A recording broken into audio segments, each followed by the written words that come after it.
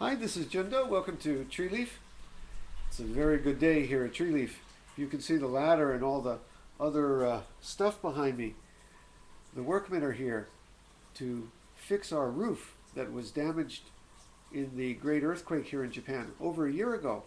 It's going to take them 5 days to repair all the other damage and also our other buildings out there that suffered bits and pieces, such as our Zen Hall and uh, needs a lot of work. Because, if you live in a place like this, an old building, probably the same for your house, it takes constant maintenance, constant things to fix. I mean, it's a good day to get our roof fixed. As you can hear, there's a thunderstorm going on outside. And every time we've had a rainstorm or a snowstorm for the past year, we've had waterfalls inside this house. Well, at the time, there was nothing we could do. There were people all over Japan who were suffering much worse than we were. We were grateful even to have the water in the house. But in any situation, if you get the chance, you want to maintain it, you want to repair what can be repaired. Even though the Buddha said all things are impermanent, you don't want to rush it. It's the same with a relationship that takes constant nurturing. It's the same with the human body, even though we don't believe in life and death. Take your vitamins, go see a doctor. It takes constant care to make sure that things continue. And you know what? It's the same thing in Buddhism itself, in a Buddhist lineage, in a Sangha. We want to make sure that things continue generation by generation. If it wasn't so, if this way had not continued generation by generation for thousands of years, it would have ended with the Buddha. That would have been it. I mean, the Buddha didn't believe in getting married and having kids, but he certainly had his children who he nurtured. Who? His students, some of whom he nurtured to become the next generation of teachers, the next people to keep the flame alive. And we are the same in our Sangha. I am very pleased to tell you and invite you to this Sunday to our next Shuke Tokudo, home leaving ordination of two beautiful novice priests in training here at Tree Leaf. We have one person from Texas, Shinkai. She's very well known here in our Sangha. We have Dosho, much beloved and respected individual in our Sangha from New York. We're also kind of inviting to join in Taigu student Myozan, who's from Ireland. He was ordained in Germany, but we're all one big group here. My students will be Shinkai and Dosho, and they will join, of course, Fugen from Sweden, and Hans from Germany, and I'm getting all confused here myself. Shohei from Canada, who were ordained as novices in training here in our last class.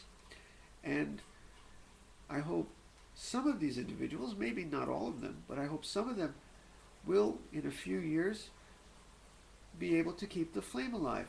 You see, the Shuke Tokudo ordination does not mean someone's going to be a teacher. Far from it. It means that a seed is planted, a seedling, and after several years of training and nurturing, maybe, there's no guarantee in this, but maybe some of them will have the, shall we say, the right stuff to be a teacher. And what is the right stuff?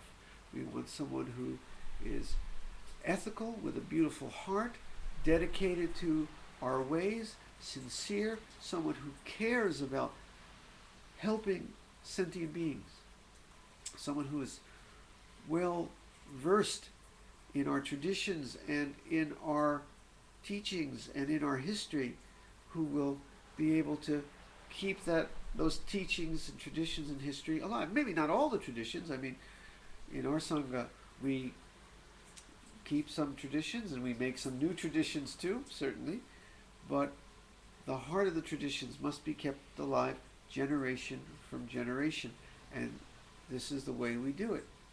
And I don't know if any of these people will ever be teachers, but at some point when they're realized and realizing of this way, yes, maybe a few years down the road they can be.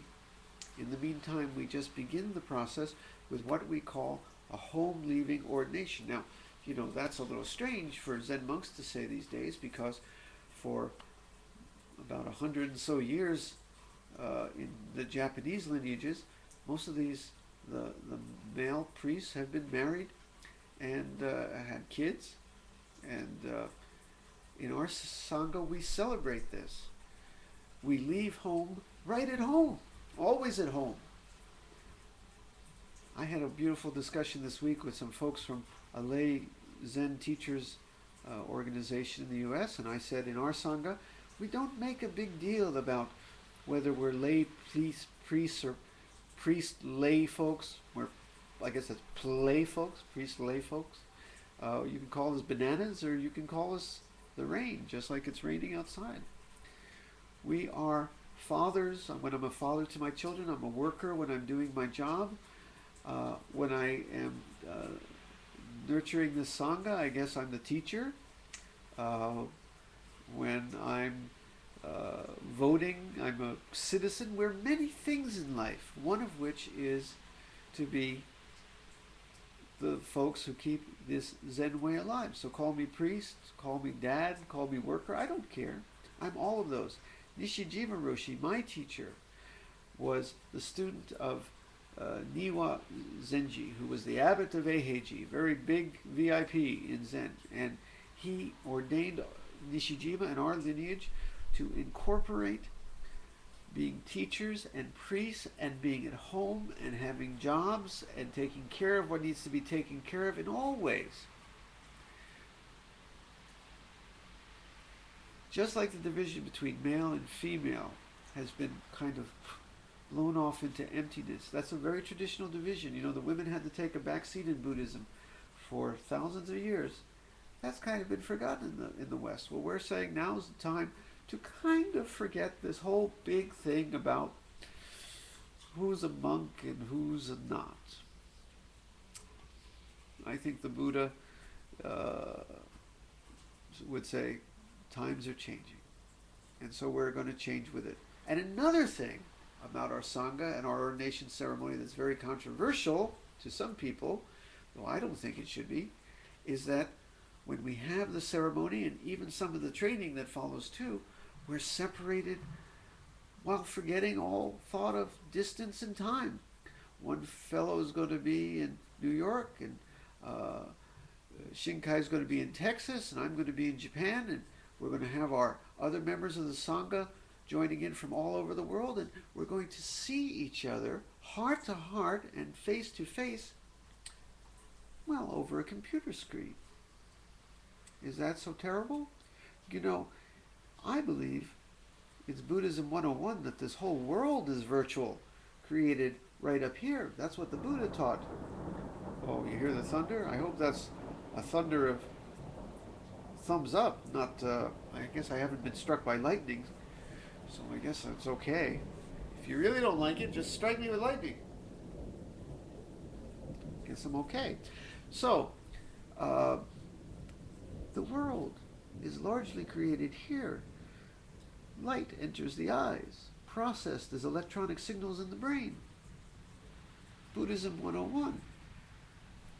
What's the difference if someone's separated by light beams traveling at the speed of light from across the world over this thing called the internet? We see each other face to face. We know each other heart to heart. Using modern means of communication, there are ways for people to be truly intimate, to see into each other's hearts, to be friends, to be colleagues, to be student and teacher, without thought of distance and time. That's why in our Sangha, we make a point of making no distinction whether the ceremony is in the same room or in the same room that just happens to encompass the whole world. In our Sangha, it's always.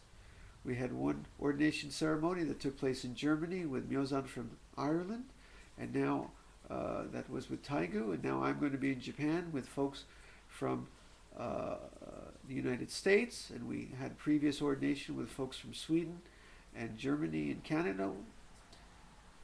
It makes no difference. We're all together, heart to heart. If you think that that's controversial, well, let me tell you, the Buddha statue behind me is made of wood, but that stands for the Buddha. There's a picture below it of Master Dogen and Master Kazan, but that sacred image we bow to, representing them. But in the ceremony itself, we invite all the Buddhas and ancestors to come without thought of whether they're alive or dead, or thousands of years, millions of years, kalpas distant, and they join into the ceremony. If you can do that, then having a ceremony using a microphone and camera is no big trick.